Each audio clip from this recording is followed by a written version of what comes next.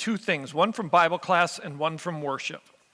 In Bible class this morning, we looked at a verse from 1 Corinthians 13 that says this. It's the end of the chapter, if you're familiar with 1 Corinthians 13, the love chapter. Love is patient, kind. It says, "For we know in part and we prophesy in part. But when perfection comes, the imperfect disappears. When I was a child, I talked like a child, I thought like a child, I reasoned like a child. When I became a man, I put childish ways behind me. Now we see but a poor reflection as in a mirror, then we shall see face to face. Now I know in part, then I shall know fully, even as I am fully known. And now these three remain, faith, hope, and love, but the greatest of these is love." One of the points the Apostle Paul is making there as he talks about love is we live in a world of uncertainty. We do. There's things I don't know and understand. But the greatest thing for me, he says, is love. My encouragement to us as a congregation is, please don't misunderstand this in any way. There's a lot of questions. There's a lot of uncertainty, to be quite honest, in front of us. There is. Let's not pretend like it isn't.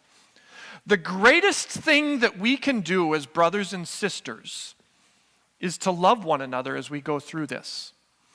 From my experience in talking to other pastors, where things like this go south, is when we aren't loving to one another in the face of uncertainty. There is uncertainty in a variety of ways. It's just natural. I don't even mean it's bad. It's just unnatural. We aren't God. We don't know what the future holds. We're doing the best we can. The greatest thing a congregation can do is to say, we are united in Jesus Christ. We are not united in a building or whatever is in that building or even a budget. We are united in Jesus Christ. And when that love is what inspires us and connects us, I think we'll be fine. I really do. And so my encouragement would be to have the courage to love one another. And that brings me to the second thing. And I bring this up only, it's a great irony, and I just want to point this out to you because the line works for this, but the hymn of the day that we sang today, "To Jordan's River Came Our Lord," that hymn was written by a Wells professor, Professor James Tiefel, served at our seminary for 30 plus years, taught worship and homiletics. He died last week, just a couple days ago. And with my friends, fellow pastors, we were all by text sharing favorite memories of things Professor Tiefel said. Quickly off topic, one of them I shared. This will give you a little insight into me. I was the president of the seminary chorus when I was at the Sem. He helped with organizing things, preached when we traveled and stuff. When I graduated from the seminary, Professor Tiefel said to me, "Tim, I just want you to know, you were the worst singing president this chorus has ever had." So last spring, it's been almost 30 years, last spring, the seminary chorus sang at St. John's on the hillside down by the Fiserv Forum, big old famous Wells church. And I went there and he was there and I saw him. And so I went over and I said, "Hey, Professor Tiefel, you remember what you said to me?" He's like, "No, I don't remember." I said, "You told me I was the worst singing president." And I'm wondering, is that still true? You had a couple years after me. And he started thinking. He had a big grin on his face. He started smiling. And he said, "Well, there was," and he listed off some names. I won't tell you who in case you ever meet him. And then he went, No. They weren't presidents. Yeah, you were. You were the worst singing president that we ever had when I directed the chorus. And he and I just laughed. And I said, "Well, you got to be known for something. I'll take it."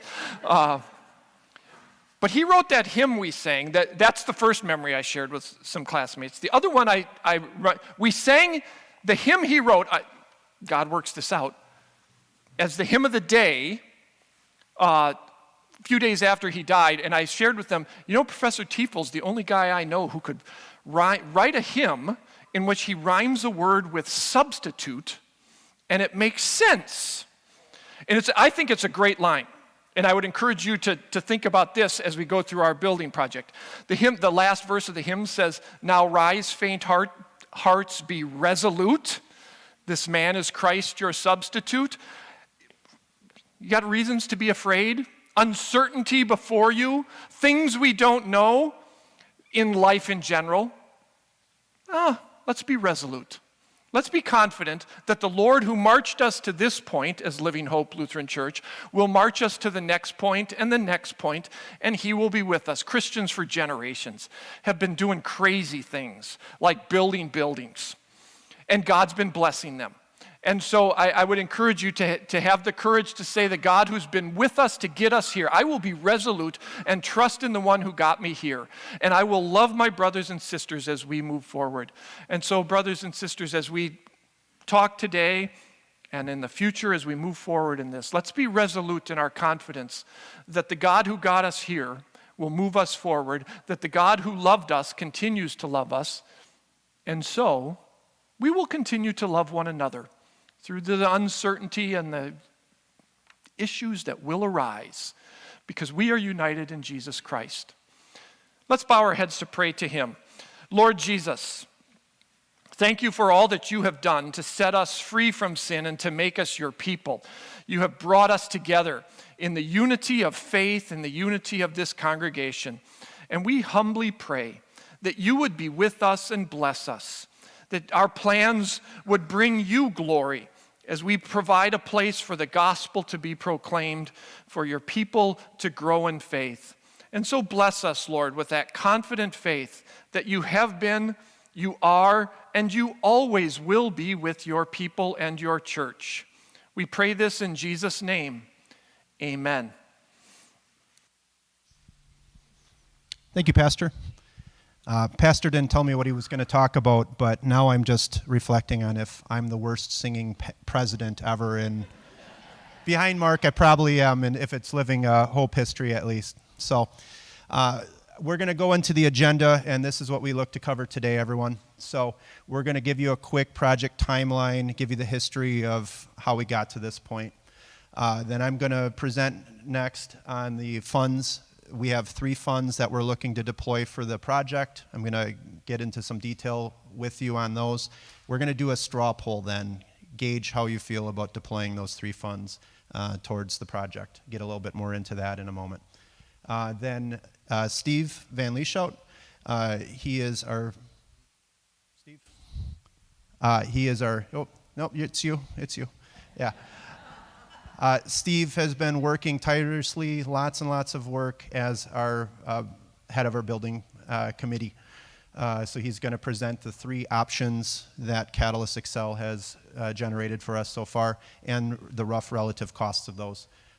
Jim Bailing, who heads up our capital campaign, is also on the building team, is going to get into the capital campaign update with you, and he's also going to take us home into the payment strategy and how we look to make all of this a reality. And then with all of that fantastic information, hopefully, that you have, we're going to open up to question and answers. We're going to go through a lot of things. If you forget what was, in minute number 6 of the presentation, don't worry about it. Reach out to any of us and after the meeting or email, what have you, if you have any specific questions that aren't clear to you after this morning. So then if we could look at where we, can everybody see this okay? I'm just going to highlight it just for those in the back that might not be able to see this. So basically, we had kind of phases up here. We had our leaders review and design finances. Here we are before we deploy everything, kind of, we call it pre-flight, if you will, before takeoff. And then the design and the construction phase happens later on this year. So what happened back in July, as you'll recall, we as a congregation got together and we decided to partner with Catalyst Excel to do our design build. At that same time, you elected me as president and a variety of new leaders. So what we did shortly thereafter is we got to work. So the new council, we meet once a month. We've had many more additional meetings specific to the building project that we've been doing. So in August, we got a contract working with Catalyst Excel. It covers us. It's our relationship and our partnership with them, what they expect from us and vice versa. So then back in September, we had some meetings with the designers. They did site visits. They did meetings with us. We talked about whether we need a coat room or not, real specific things. They took that whole list of what we need as a ministry, and they got to work on 3 initial designs for us. And then we did a deep dive with our financial folks. So we looked at how we're doing financially as far as general funds are concerned. We asked about funds that are available and not available, earmarked or left for their intended purpose, whatever they might have been in the past. So that was back in September. And then we had an initial meeting too with Catalyst Excel about all the costs and meetings as leadership. This was all in the last couple of months. And we got right back with finance and we talked through, okay, this is what we're thinking, this is how we're doing. We're going to hope to have financials for you folks also because we just had year end. It's January 11th. Hopefully next week when we meet, we're going to have more details too about how we're doing financially and all of that. Here we are today, and this is us setting our budget, the type of project. You're going to see what those project options are in a moment here, and we need to work on that funds approval with you. So if everything works out the way we hope, and obviously construction projects are tricky, there can be a lot of setbacks and things like that. If next week we're in a good place and we set our not to exceed budget, then Catalyst Excel can get our option that we want to go with. They can design to that specifically. When there's 3 options on the table right now, we're not paying them to design 3 different ones, especially if there's a big project that's way out of our budget, right? So we're going to design specifically and not waste funds on multiple blueprints and things we don't need to pay for. So then in March, we're going to have some subcommittee work. We already have identified some folks that have some expertise around kitchen equipment, the music stuff that we're going to need. We're going to have subgroups that are going to be vital to making key decisions about the type of seating and all of the micro details of the project. So if you have a skill set that we don't know about, we would love to use your talents and abilities in those areas. So that'll be coming up in the next couple of months.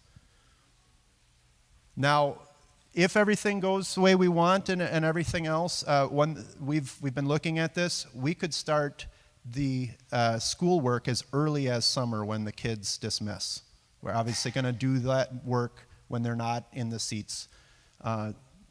Chainsaws and things are kind of distracting when you're working on multiplication tables. So hard hats are coming as early as summer. And then breaking ground, November is still our hope. Maybe like I say Reformation Sunday or something like that. We're hoping that could be a real thing. So then we have worked out arrangements with Wisco that we would be worshiping in their auditorium during that time when we're displaced from this sanctuary. The next slide. So 3 funds that we've looked at with finance, and we're going to do one additional thing. I've been meeting with Brian Grady on this and Diane Schott-Schneider and some other talented folks from finance. There's been a lot of due diligence into the finances, everyone, okay? This can be scary. It's big numbers. We as leaders want to make sure, can we do this? We're not putting our congregation at risk, are we, by doing this? And we've been very conservative and working really, really hard on that for you. A big piece of the puzzle towards affording this multi-million-dollar project is going to be these 3 funds that I'm going to lay out for you. So what we did is we looked at the first fund was a Woodlawn Endowment Fund. It's $534,000. There's 5 different Woodlawn, not to get too detailed, I don't want this to be the longest meeting ever, but there's 5 endowment funds. Some are not being discussed because they are not on the table. They are for the school or they were for certain purposes there. There is $534,000 that is unrestricted. But the caveat is that it needs a 3/4 voters approval. So we all have to have over 75% consensus on that to deploy that $534,000.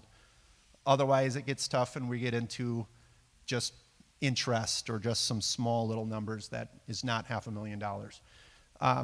Then our next fund, this was Building 579, very catchy name. Obviously everyone knows exactly what that means. Just looking at $138,663. That was one of our building funds from Good Shepherds. with Good Shepherds, I believe that was, okay, we keep this money in a place, and when a water heater blows out, well, we use some interest from that pool. Obviously, well, we need a church building now, not a water heater to be replaced. So totally different spirit behind this. Building Fund 674 was also a Good Shepherd fund, and that was $153,000, just about. These two Good Shepherd ones need 2/3 majority, so 67% for the math folks in the room. So what we're going to do is do a straw poll today, and that straw poll question, Joel Davis is our secretary, and some of the other folks from our council. We're going to pass these sheets around. So next week is a formal voters meeting on the 18th, okay? To use these funds, we need to have votes. To keep it easy and clear and concise, we're going to have 3 separate votes, one for each fund next Sunday. The question we present to you today as a straw poll, just to gauge where everyone is at. Raise your hand if you don't get a sheet. We should have pens coming around and everything too. So straw polls are open to everyone.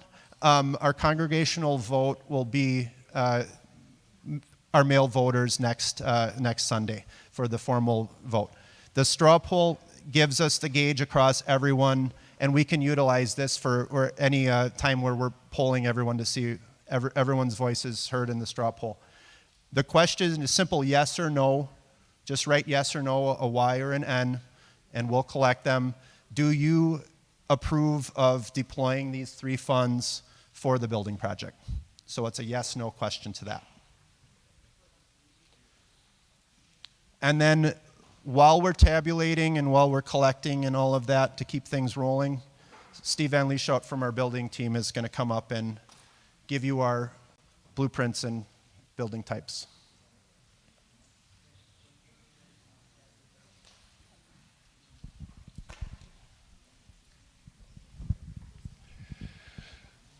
Morning.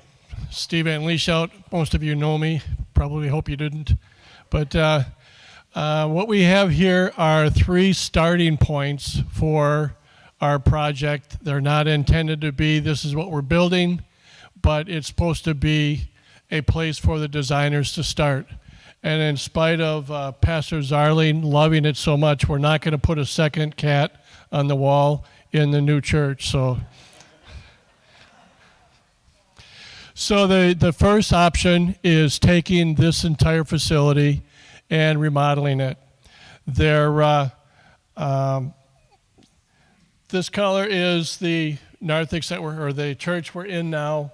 What we're doing is eliminating the ramp in the back, and there'll just be a central ramp coming in the center where it is, and we'll be adding windows all along this wall, so everything on the other side you'll be able to see. With the idea is to have a major open area that your major entrance is here, and we are filling in the gap that's outside currently, and having some sort of elevation change that lets people know that this is a church and not just a warehouse box or something. On this building and the next one, we are putting a canopy along the outside of the building so we get you out of the weather sooner. We're likely going to be trashing the curbs along the sidewalk so that there's more access for the handicapped.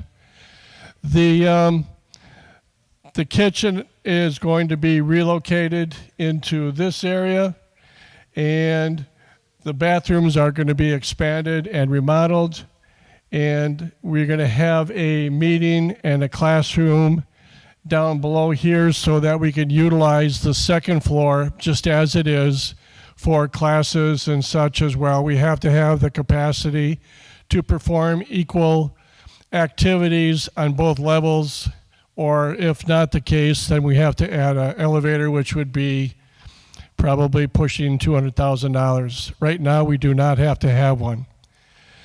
This is the back end of the school now that we're opening this up and putting movable walls into it so that you can have 1, 2, or 3 rooms, and that will be where we can have meals, where we're going to have major studies, major meetings. The second floor, like I said, we're not touching. We're not doing anything in the back. And we're just trying to put a little bit of emphasis on the outsides with signage and such so people will know this is a church. This particular one is like 22,500 square feet as it currently stands, and the dollars that have been applied towards this are in the vicinity of $4.5 million, and we're looking at doing somewhere significant for the school. That would be probably in excess of $750,000 to $1 million over at the school. This is the second version. You probably can jump to the next floor plan. This is the second version, and this has taken us that we're pulling down everything from here over. This wall is that back corridor that is currently there. So we're taking everything out. The church, again, is going to be on this end of the building. We've got offices and such are here. Everything is going to come through the front door delivery-wise. We have the capability of having electronic doors and buzzing anybody coming in from the reception area. The pastor's offices are wrapping around the reception area. Again, we're making brand new the lavatories. And the kitchen in this version is up here. It still has reasonable access over to these rooms, as well as with our current dining facility that we use here between services. It's nice and close that'll be able to be maintained. We'll be doing brand new kitchen equipment and such, ventilation, all sorts of good things. In each of the phases, we're eliminating all the electrical and all of the HVAC, so we'll have new systems that work and are efficient. Here you go.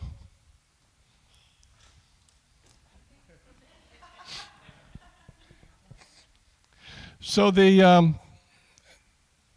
again, there's going to be the canopy outside. Some of it will be enclosed, some of it will just be a roof. And again, we're going to make sure that we're looking like we are a church, and there's no doubt about it. Plus, the inside is going to be a combination of, likely combination of fixed pews and movables. Details like that will be worked out with the committees and such that are going forward, but we're probably pushing for somewhere between 350 and 400 people at an individual service.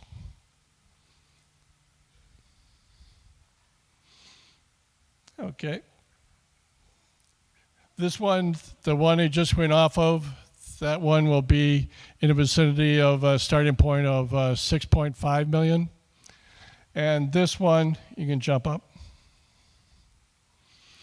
This one is blowing down the entire facility and starting over.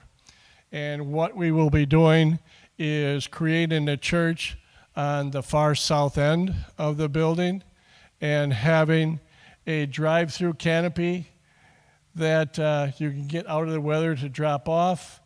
You're coming in all of them, we're giving a huge open area that also can qualify for us for overflow and for those 2 or 3 services a year that we need extra chairs and extra capacity. The office and reception areas here, we've got windows for everything, and they're electronic doors, so they're buzzing in, so there's nobody should be able to get into the building without us wanting to be there. Again, wide open. 2 bathrooms are going to be closer to the entrance, so we don't have people walking through the building to go to the bathroom. More internal security. The church is going, this one is slightly bigger, and this one would be another $1 million, so it's like 7.5 as a starting point. The likelihood is that We're probably going to be looking at some variation of the first two put together from my perspective. This would be nice, but it also adds 3 to 4 months of construction time. And you guys make the call on the financials and such, but all three of these, we're not dealing with the site plan at all. We're not dealing with the parking lot at all. We're not dealing with, the old church.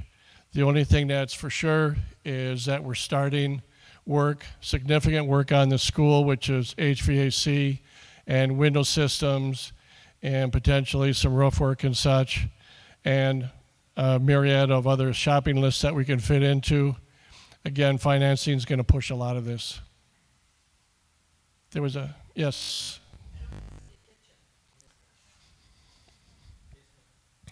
Yeah, this one has a basement over this whole area, and there is an elevator in it, so that would go down, and there is another floor plan, but basically there's a lot of stuff going into a brand new basement in this one that is from here over.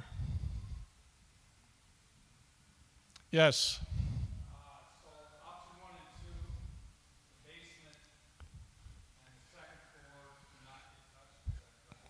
Yes.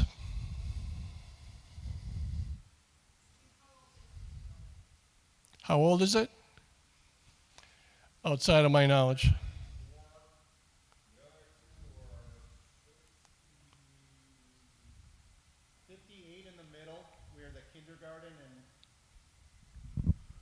I think it was 1958 or something like that for the middle, which is where the kindergarten and first grade classrooms were, where the child care, if you remember back to the daycare days, that far wing of classrooms, I think that was 1978 or something. On here, when we looked at some blueprints, they had that in the catalyst design of what parts of the building, because we're with the renovation model, we're using some existing walls and things of that sort.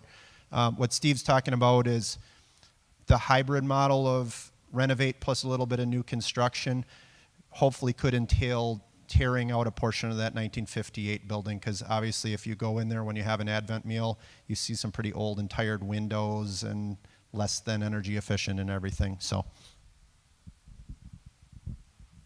yes.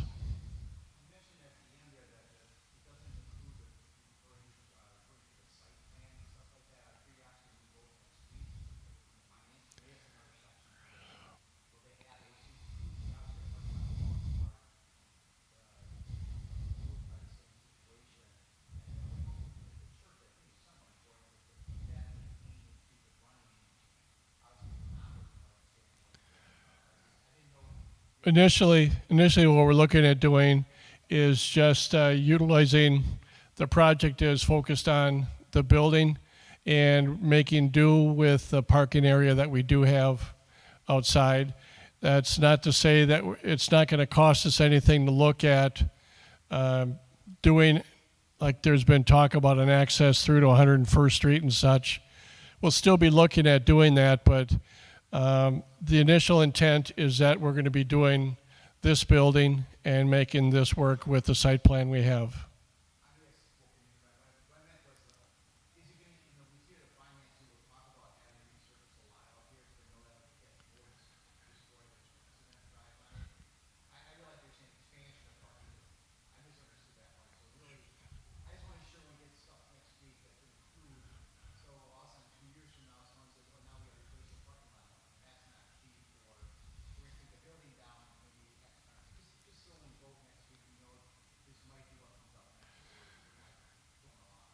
In the ideal world, with us not on the first phase, especially the first option, we're not creating any more footprint other than filling in the front entryway.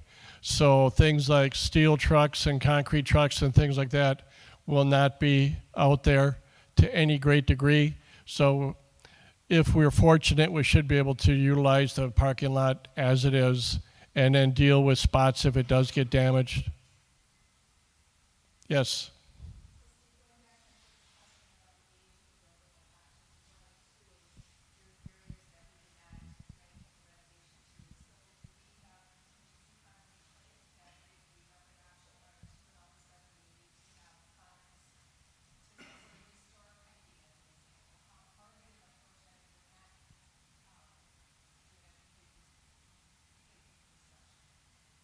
Did you hear that?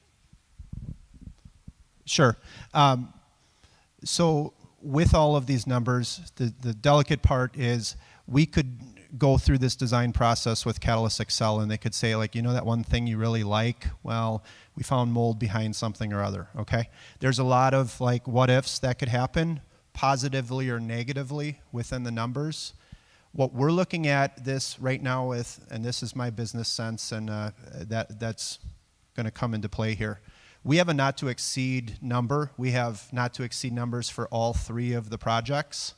Not to drill too into the details, but we had a $150,000 line item for a shed for the daycare. That was part of their original number. Now, they're like, you know, okay, we don't need that. And I made sure with Jamie Wendorf, our child care director, this was not a need, okay? So we think there could be some fluff or some unnecessary things in there. On the flip side, though, there are a number of us that think that the parking lot is a very prudent thing for us to address. Not only this campus, but the other one. Where we don't want to do is go a little too nuts and suddenly we're way over budget. And we don't want to have that conversation with you where we say, you know what, we think this 6 million or whatever, this number is magic. Just kidding, Steve, I need another 400,000. Like, look under your mattress, right? So we don't, hey, problem solved. So there's a lot of that, like we don't want to give you numbers that we have to come back with egg on our face and come back on, right? But there's a lot of this. As you think about it more, definitely give us your thoughts. There's been times where we've gone, you know what, do we do the parking lot now? Do we do it later? One thing with regards to the parking lot, a lot of that intention is for our elderly folks. We have plans and hopefully show you more detail next Sunday on them as well, where we have a canopy, we have an easier access, we have some enclosure with the narthex. It gets everyone out of the elements faster and easier. It's closer to the parking at hand, so if, heaven forbid, you don't get one of the 5 handicap spots, there's a whole area of space that's ready to roll for our senior population. Jeff?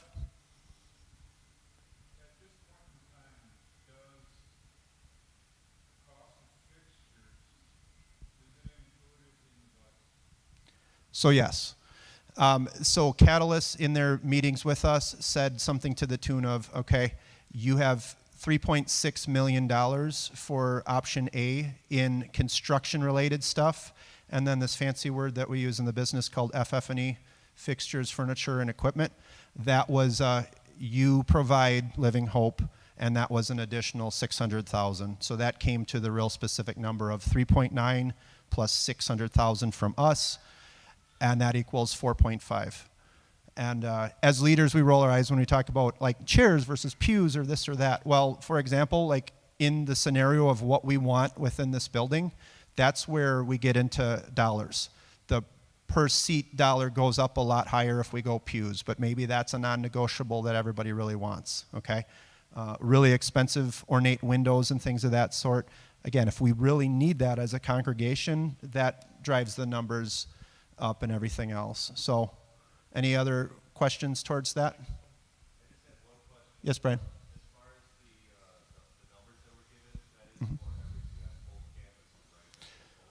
Correct. 4 million for this plus the million over there, right? Correct. Yeah, the numbers we're going to be giving you. The easy number is roughly $1 million for the school. Now, when talking to Principal Dan up here, we have $400,000 sitting in our choice reserve.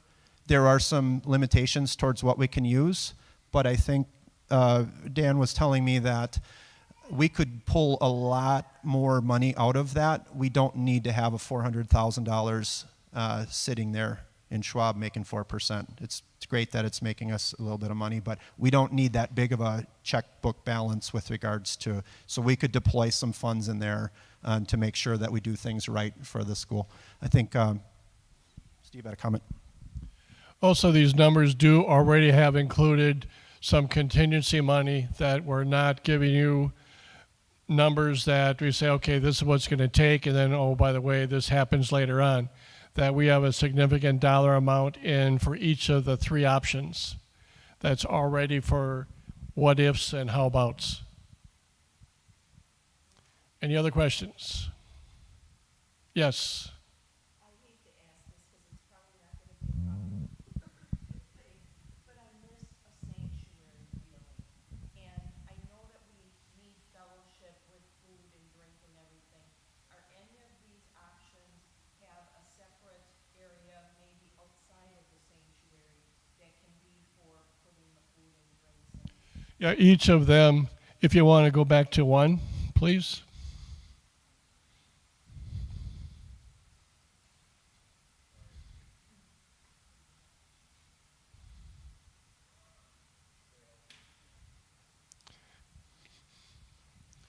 Yeah.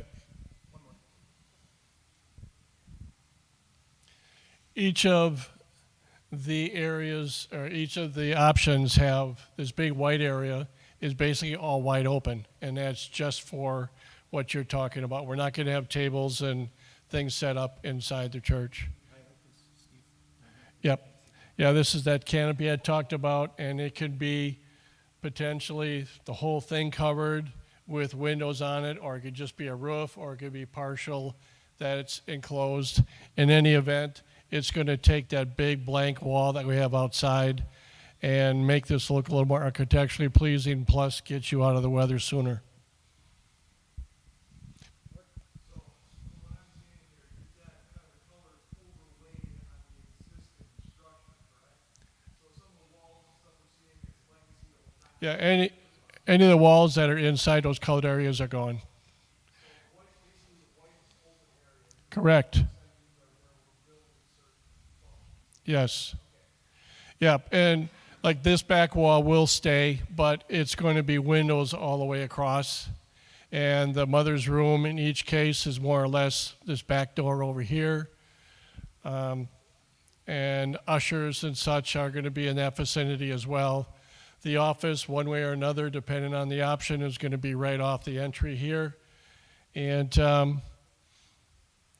everything outside is open so that we can have a person securing the entire facility. We're going to have cameras and monitors and such for security. Our doors are going to be electronic so that in many churches you give out 500 keys and where do they all go? Here we have a plastic, like your hotel key, a credit card thing that can be in 30 seconds. It's a useless piece of plastic once you no longer need to have access to our building. So, thank you much. Oh. One thing I want to say so we keep things rolling along, the next phase of this is to lay out the plan for how we're going to do this and everything else. So I think a lot of questions. Do you have questions related to those logistics or?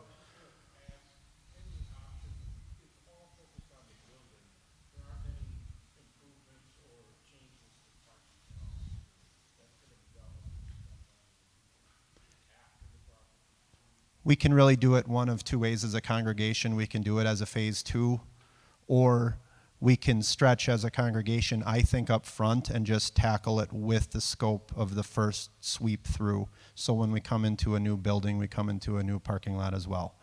We're worried that we do the parking lot and we sacrifice a lot of goodies inside the permanent church facility just if we restrict ourselves. Unless you as a congregation say, you're really low, guys. You're being too conservative with our money. We want to spend, $1 million more.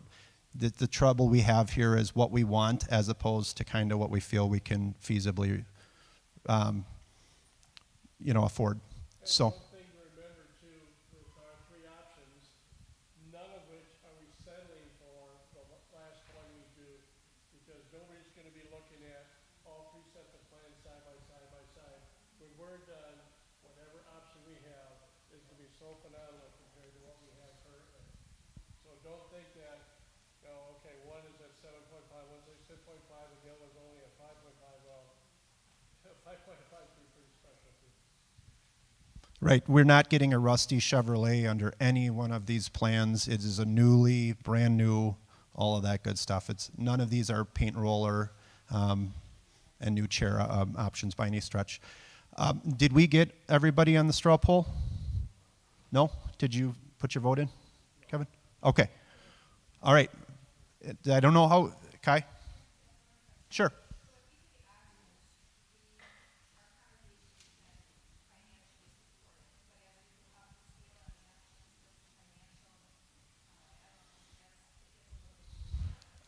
Jim is going to address that big time, the timeline, the cadence, the when it hits as a mortgage monthly payment versus when it doesn't. Yes, that's all coming within this. Going to vote here one way or another, no pressure. But we have unanimous. We don't have a single no vote for deploying those funds, and that's a vital piece of the puzzle that Jim's going to get into financially. Just remember, with all of these things, at no point did we empty the checking account, did we dip into the general fund, and I think that what Jim will tell you in the next couple minutes is going to give you even more peace of mind. All right, this is not going bankrupt because we spent $6,000 on toys for the kids at Christmas. There's nothing reckless about this. So here you go. Okay, thank you, and good morning. Just going to go through a couple of things this morning. One, I want to do a capital campaign. Before we move on, I guess we had another slide. So again, it was $5.5 million for the renovation. We're looking at $7.5 million for a partial renovation, and $8.6 for a raise and rebuild. So just those are the three options in the numbers. Now, our CAP campaign, I haven't stood up here and talked about this in quite a while, and there's a reason for it. We killed it. We knocked it out of the park. We originally started at, I think it was $1.2 million. We got a $150,000 gift in the middle of the year that we were able to add. That's why our first year goal is $1,350,000. As you can see, in December, we had hit 1.4. So there's a reason you haven't seen me much. There's no reason for me to come and remind people. And to that, I have to say thank you, because you have all been very faithful. Everybody who's pledged has given, and we're ahead of schedule. So if we look now in year 2, we were able to roll that excess into our year 2, right? And if you look at our percentage by rolling that excess, it's month 1, and we're at 42%. So again, thank you very much. Keep in mind, if we end up ahead of what our plan is, it makes the numbers I'm about to show you in budgeting much better, much easier to swallow. So just keep it up. You won't have to see me very much. That's another positive thing too, right? So in terms of the 3-year campaign, we're at 57%. In month 13, really, this is technically month 13. So I just wanted to get that in front of you. We've been putting that in the bulletin like once a month, so hopefully you're seeing that, because we did agree to give more updates on what's been going on. So hopefully you've been seeing that. So again, next year, our goal is only $700,000. We're off to a very strong start. Year 3, the plan was $800,000. And again, you don't hear it enough, but thank you. Thank you for everybody and their participation. My next portion really has to do with budgeting, and the big question that's been facing us since we started a CAP campaign, since we just started talking about renovating this. What can we afford, and what does it look like, and what does our future look like financially if we take on a project like this? And I'm not going to lie, this was extremely challenging to tackle with our leadership teams. We have heard from many people, everything from let's do zero debt all the way to let's build the greatest, best thing. Let's put the basilica downtown to shame, right? We've heard that, believe it or not. So that's been the challenge. Where should we land? And what can we afford without really hurting ourselves financially? So I'm just going to go through a little preamble and kind of give you a behind the scenes of the process we went through and the exercise we went to come to our recommendations.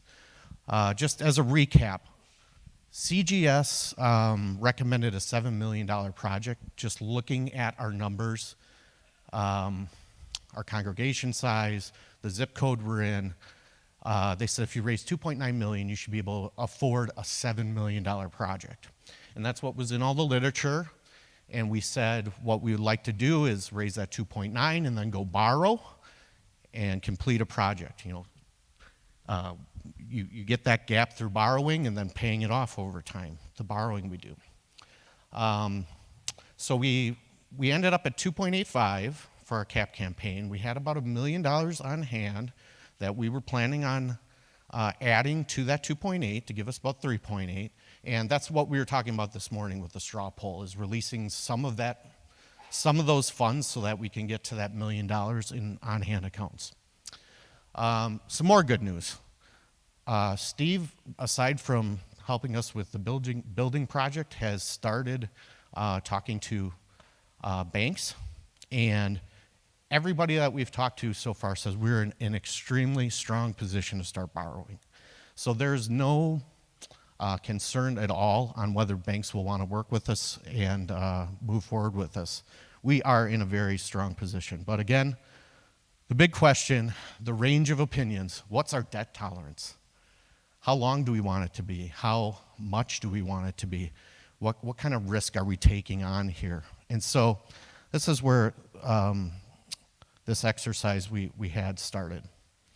So the first part of the exercise, we went and looked at what are the best practices for borrowing for a church and for a project like this.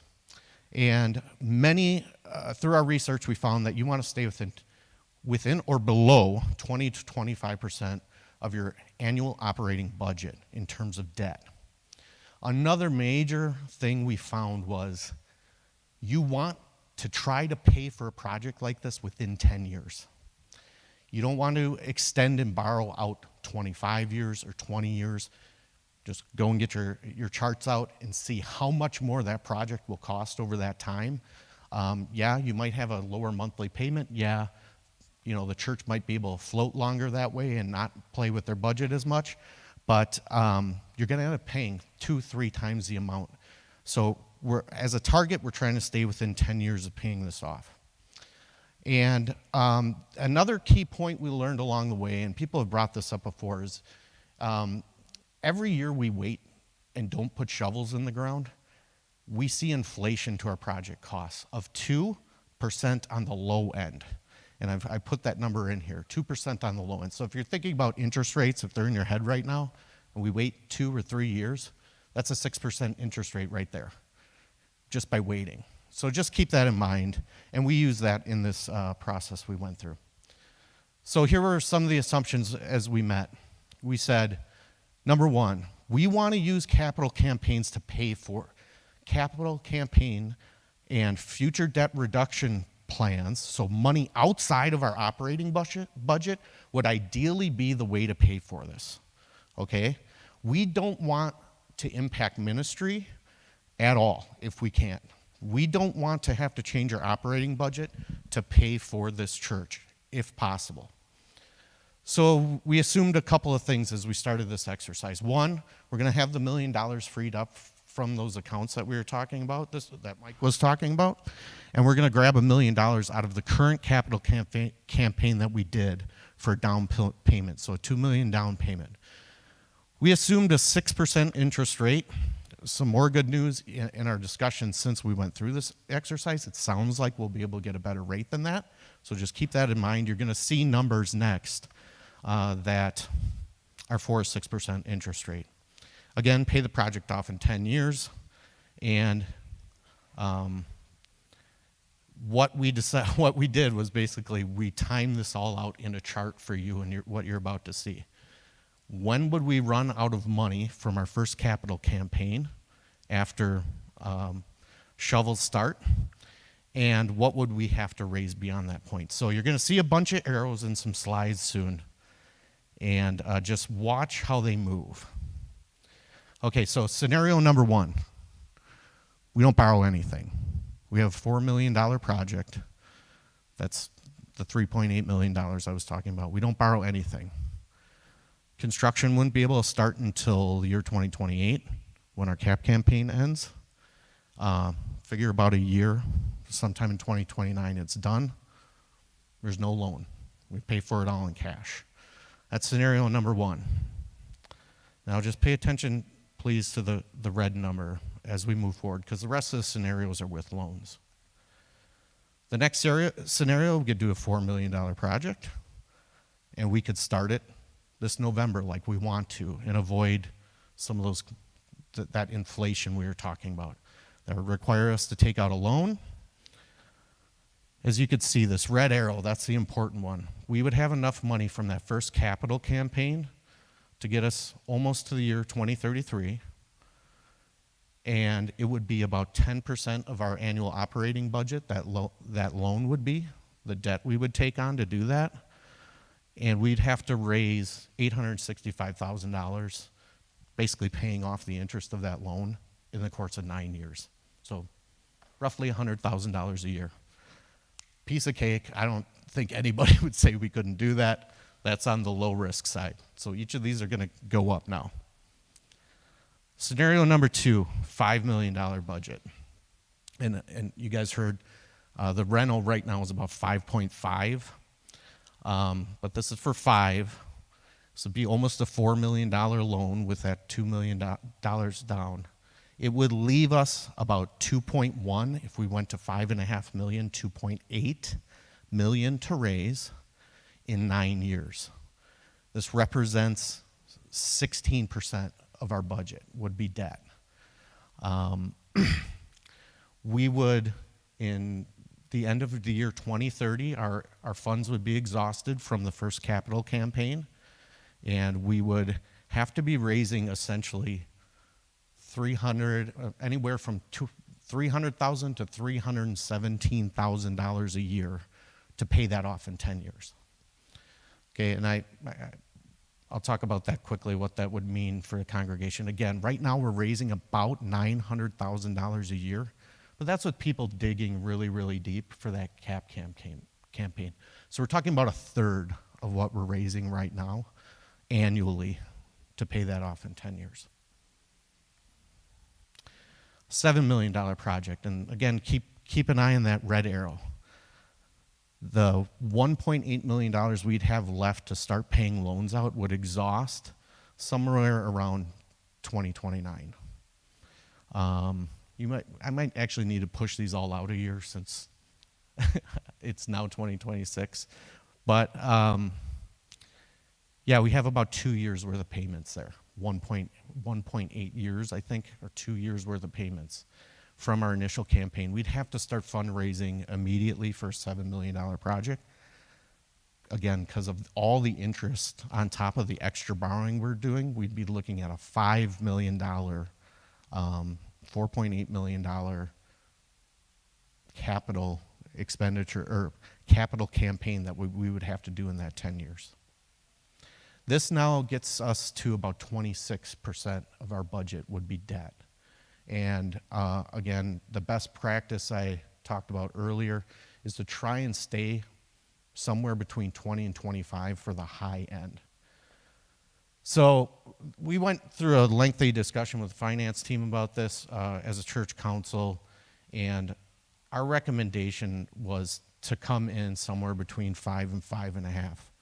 Now this is before Catalyst gave us those 3 options you saw. And thankfully, they have an option that would put us in our recommended range.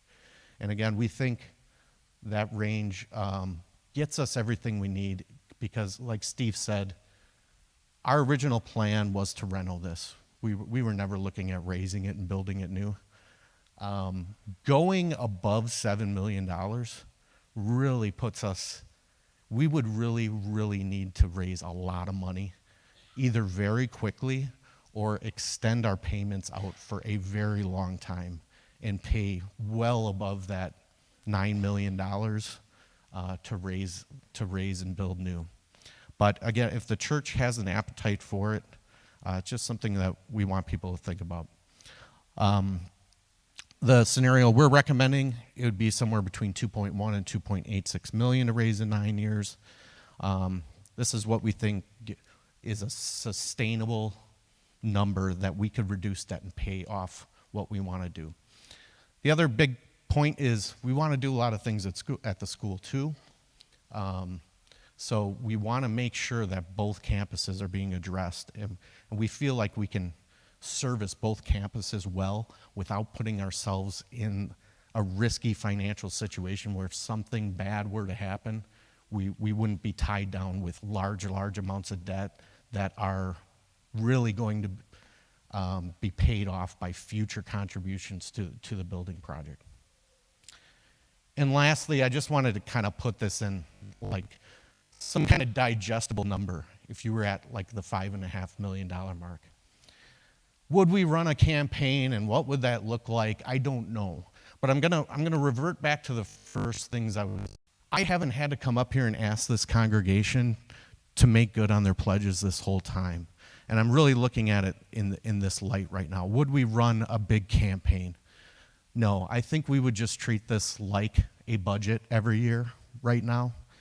We'd put our little thermometer up and say, can we get to, whether it's $299 or $317, that range? Guys, can we do it? And I'm confident we will, because the numbers, if you break them down, if just half this congregation gave $30 a week, we get there. If the whole congregation gave $15 a week, all 400 people who sit in here, we get there. And that's where I say the number's not that scary. And that's keeping in mind, we have people that can give well above this number a week. We have people that can't even think about giving this number a week. So that's just kind of the average. So that's one way to just take all those big numbers I gave you and try and make it digestible. So that's what the scenarios kind of look like. Yes, Steve? Couple little things. Nothing's little when you're looking at those zeros that we are here on the contract amount. To remember that the project amount is not what our mortgage amount will be, because our mortgage will be taking money out of that contract amount, so our mortgage will be less than what those dollar figures are. It's not going to be a $5.5 million or $6.5 million or $7.5 million, whatever. It's going to be something less from the money that we put into it up front. And the banks that I have been talking to universally, as he said, are, they're just saying, let's go. And we can, if we choose, and it's our option, we can turn this into a line of credit so that we tie in the interest rates now and we pay nothing until we start pulling dollars out. And that could be, as Jim indicated, years in the future. So just two things to think of when you look at the size of the projects. That isn't necessarily the dollars that our mortgage will be as we move forward. All right, let's hear some questions. Dennis.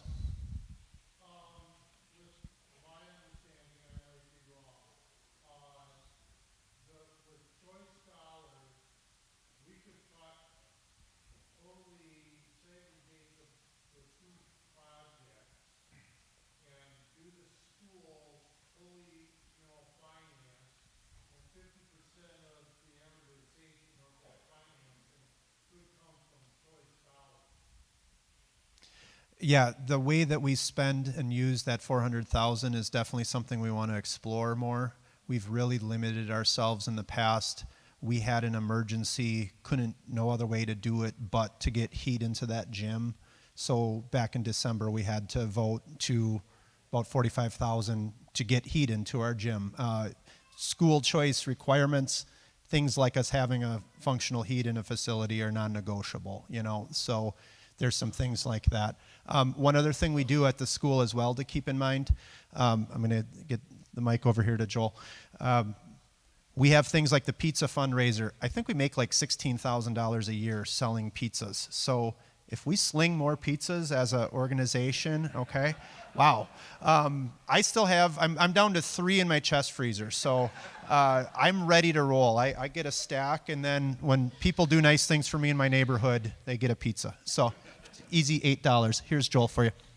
I think Dan disappeared, so I'll speak up for the school. But the choice dollars, there is, it's based on the percentage of choice students. So when there's a capital project, you can only commit an amount that's based on the percentage of choice students you have in the school. So we would have to be able to, X percent of it could go to the capital, that fund. So we do want to draw from those, but it would still take an investment from the congregation in this project in order to be able to tap into that.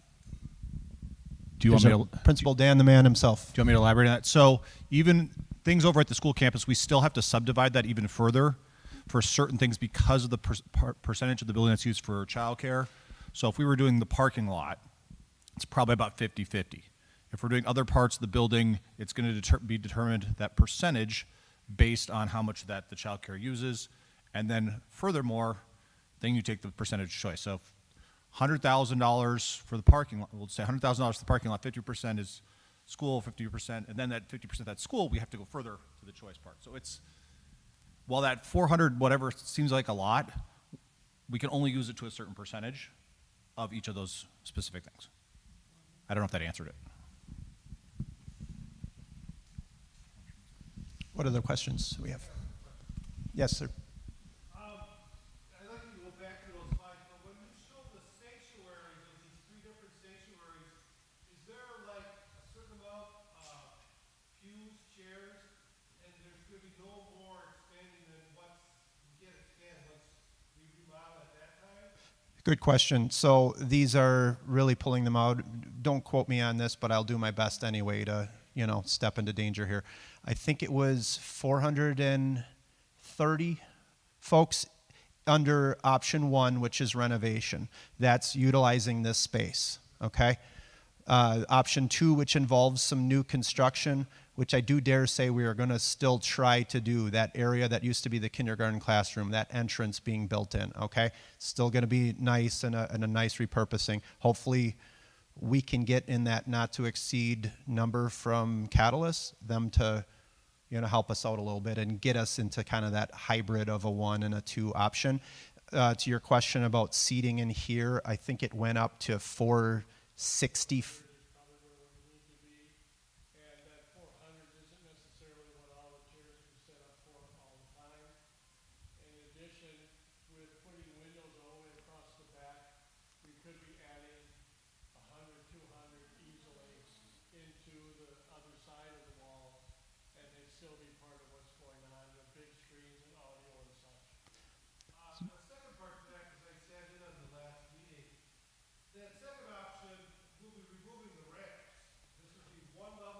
Right. That one over here, that one gets removed, this one stays. Even in the second option, I thought it only went to a one level. I think the second option did level the elevation change. Right. So yeah, option 1, all of them were sufficient for us.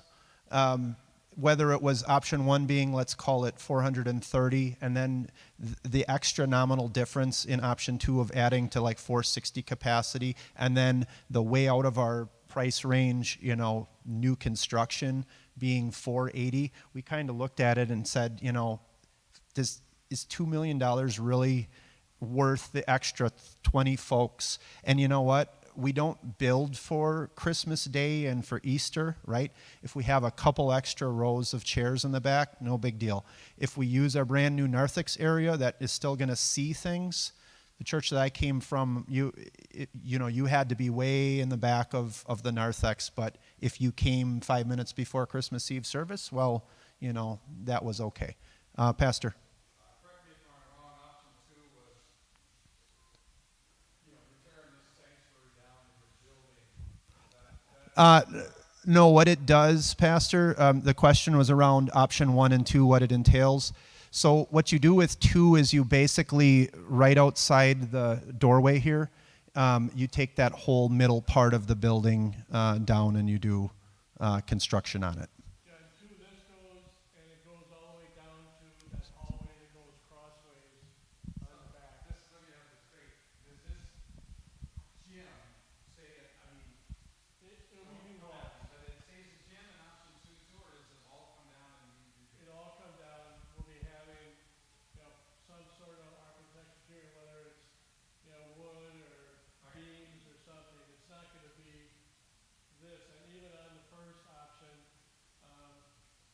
this is not gonna look like a gym when we're done. Yeah, they're going to have things like the roof line. They call it a cloud.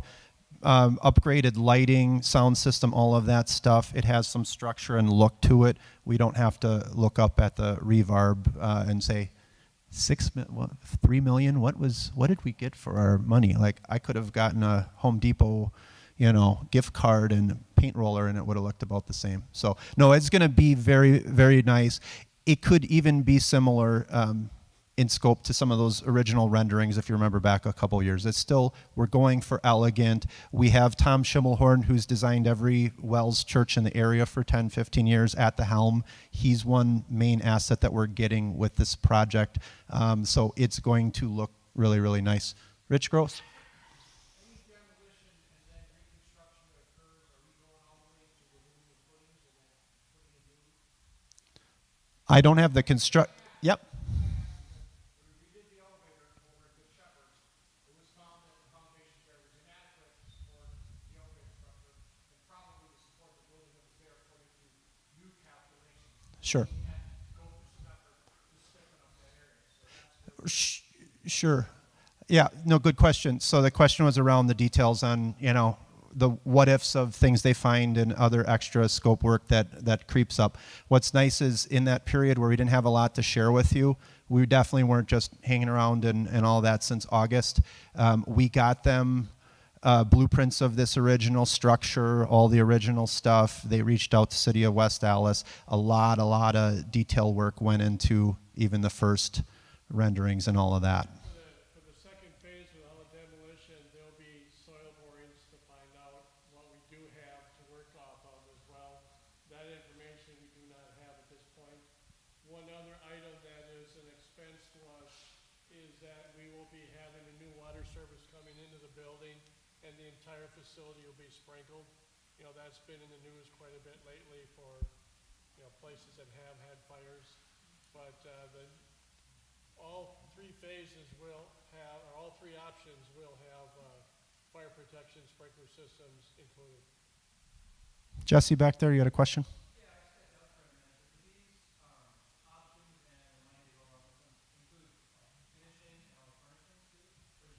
Yes, they do. We drive the ship on what type of seating we use, what type of kitchen equipment we put in our fellowship kitchens, all of that stuff. We work with them at their recommendation, and then we have a lot of folks that have those expertises and professional backgrounds to help us. And we're going to have those decisions. We're going to show you samples of different things and lots more information once we get into those details. We're going to be very transparent about that. I and any one of the leaders too, we're going to have a board back there. I encourage you, any questions you have, really nice guys, really professional, everything. We're not going to be shy. Bring your toughest questions to us, and we would love to have those conversations with you. I've had 2 or 3 people that have really drilled into details. Mark? So what I'm hearing is there's a recommendation of the project scope of 5.5 million, correct? Correct. Yep. So, and we'll get right back to questions, but this is a good time to do this. So what happened today is we had our conversation about, this is all new numbers to you. You got to see all of this. You got to see that a really intelligently laid out plan. There's nothing reckless here, right? What we need to do next is, so next week as a congregation, we get together and have a formal voters meeting. Okay? We can still do straw polls and things like that there so that everybody's engaged in that decision and we're collecting that. Okay? So what we're going to do is invite people back. This isn't going to be new information to you. We will give that high-level review, and for any new folks that weren't able to make it, this presentation is going to be available for people to watch and everything else. 2 core functions that we want to get out of next week. We are going to vote as a congregation on a not-to-exceed budget, okay? Once we give Catalyst Excel that magic number, then they build to that number for us. They don't waste our time and build to a $12 million project that, doesn't make any sense for us. We're not going to pay them any extra money that we don't need to give us all kinds of fluffy hypotheticals that just aren't practical. So not to exceed number, and then the other votes that we're going to have are deploying those 3 separate funds which accumulate to about $1 million that we're going to mobilize. And we're also going to do the checks too that lawyer reviews are going to happen and things like that to make sure that old 1990s Woodlawn Incorporation rules, we're not stepping on any toes. There's no Wisconsin state statute specific to using a Woodlawn endowment or anything like that. But even right now, all of our initial looks have said, this is unrestricted money. What does it say? I went into details with Brian Grady about one of the Good Shepherd's funds from Article 4 of Section 2 from a May 2004 meeting. Raise your hand if you were here in 2003 as a council Good Shepherd. Okay. Gary, I knew we'd have some. But I'm going to ask you to remember that meeting in fine detail. What we did is we've done this before as our 3 past congregations. We put money aside for a rainy day. We put money aside for if we were to ever do a narthex. Back in 2004, I don't want to make this the longest meeting ever, there was slides and there was people like me doing this saying, we have too many people in our things. We should probably build, right? We all kind of had these conversations as a church before, our 3 separate before the merger. So, Diane. Mm-hmm.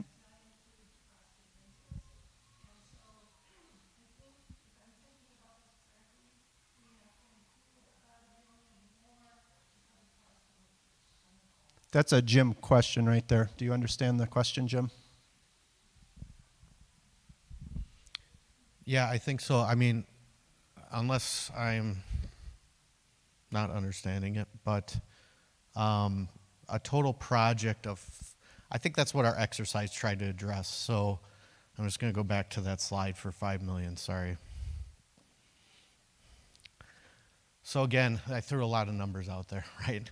So it was $2 million down for a $5 million project, borrowing $3 million, okay, to get you to $5 million.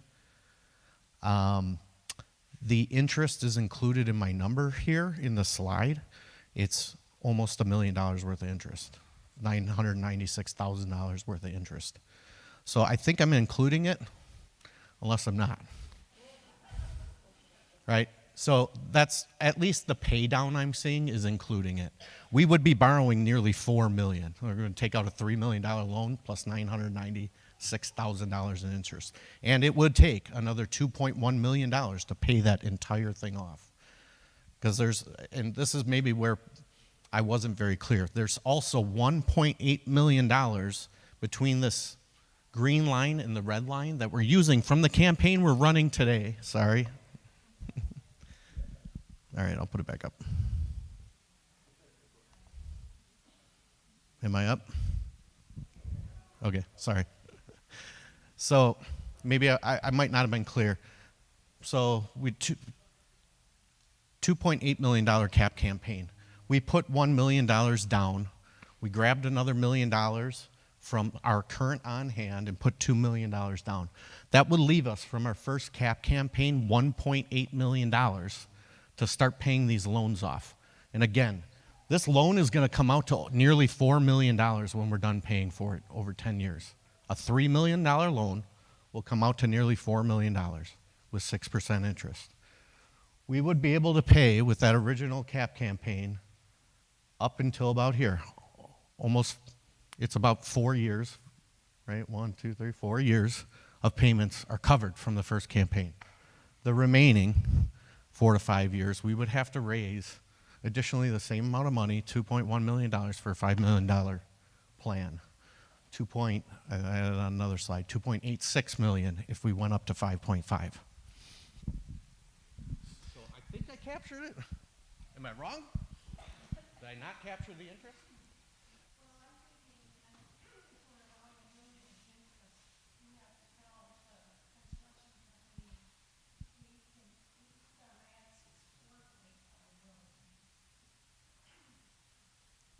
I think the $5.5 million is, I mean, no. The thing is we get a new church and we don't have to pay for it. It's like having a new church and not having a mortgage for 3 years. It's only later on that, that even kicks in. So, okay, go ahead. Oh, fine, thank you. Oh, I didn't see I it. was thinking, okay. There you go. Okay, I have two questions. The first one is, if we're going to be having only one entrance, how wide is that entrance going to be? That freaks me out for fire safety. We have multiple entrances that is going to be even in other places. Not on what you just showed us. Okay. And the second thing is, none of the plans showed anything, because right now that's an emergency exit, but there's only a playground out there. And if we have one main hallway, we might actually have to use that as an emergency exit.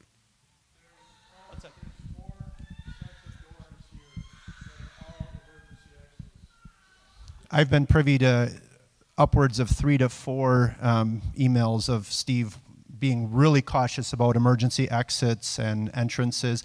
That's like the main narthex and entry, right? But what we'll see more in detail next Sunday as well is a fully covered or canopied entry in and other places to get in and out of the facility.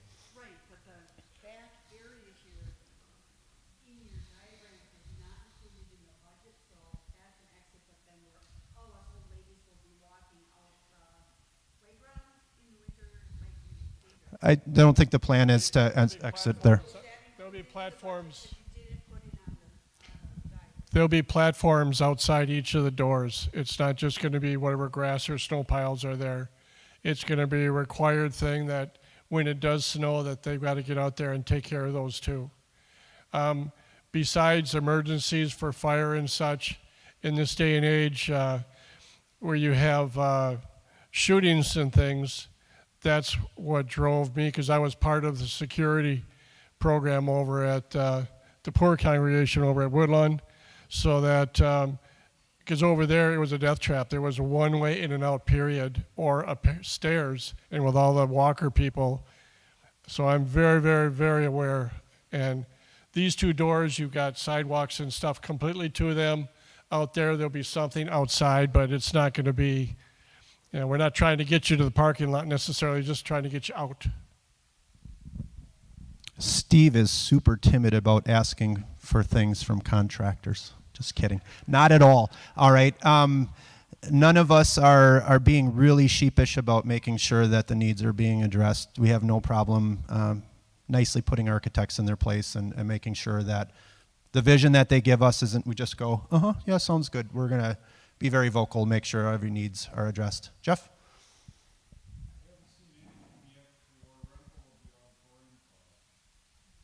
Josh Nelson being a chemistry teacher there, I don't think there will be any cost whatsoever.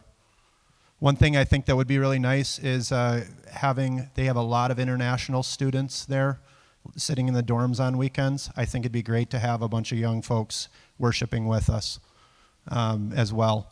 And I would love for West Allis to be the premier destination, and maybe we even have a shuttle. We bring Wisco folks over once we're done with this. We bring WLC folks over, and when they want to plant some roots and they want to get their starter, they can buy my Cape Cod with my one bathroom, and maybe I can afford it, something a little bigger someday. But we want them to put roots down here. We want them to get their kids into our church, right? Our school. Our school is a huge outreach tool for us and will continue to be so. We have so many folks that they come from choice. They go and they want to be baptized here.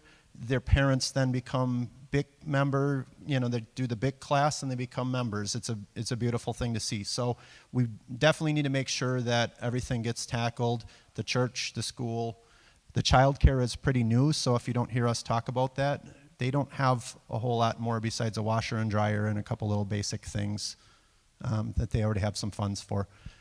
Go ahead, take a couple more.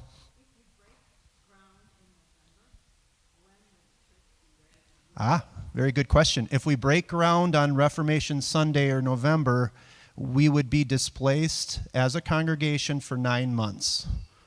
We would be displaced if we did the 12 million that we can't afford, frankly. We would be displaced for 12 months. And that option 2, I think they quoted us 10 months in their initial plans. So very good question. 9 months of being over at the Wisco Auditorium.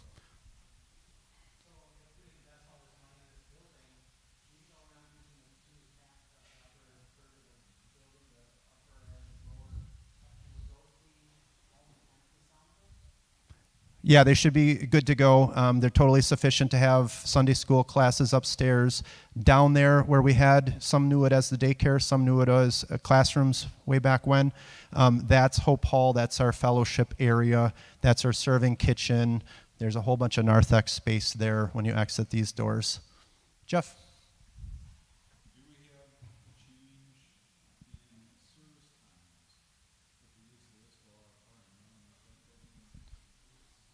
That's our discussion, not mine, and welcome your feedback on that. And I let the pastors.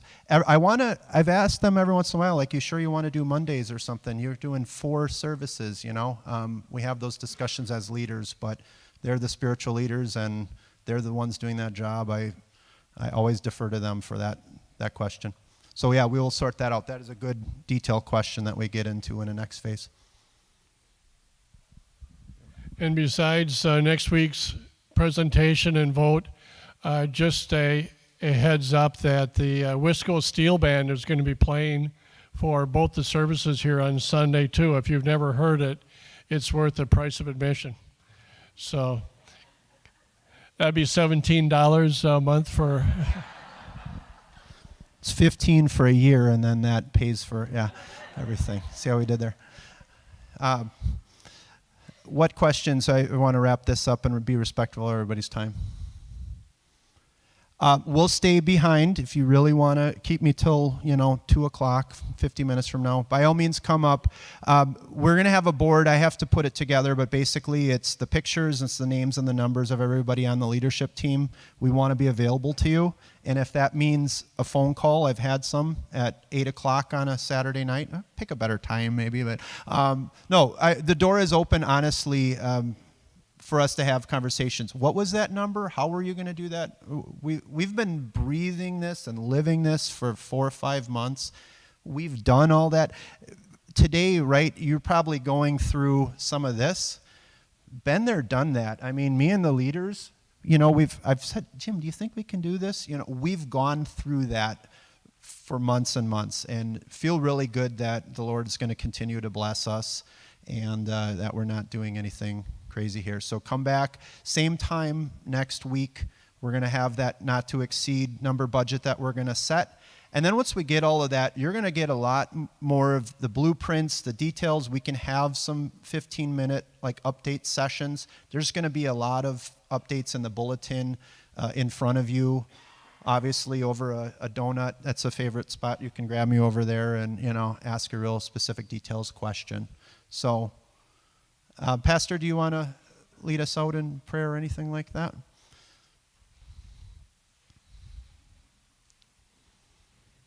The other bad singing president guy is going to come up here and lead us in prayer. Thank you very much, and feel free, like I said, to stick around. Let's pray. Lord Jesus, through your word and sacrament, you have strengthened us today and reminded us of the status we have as your dearly loved children, and we live in that peace and comfort always. We pray for that peace to be on our congregation as we move forward with these plans. Bless us with the faith to see that you will guide and bless and work with us. Give us the confidence and the zeal to be involved in this work, whether it be offerings or using our skills for the good of this project. And above all, Lord, we pray that in the unity that you would preserve the unity that we have in Jesus Christ, that we would walk forward together joyfully, celebrating the opportunities we have to hear and to proclaim your gospel. Be with us now, Lord, and bless us as we go out to our lives of service to you. Amen.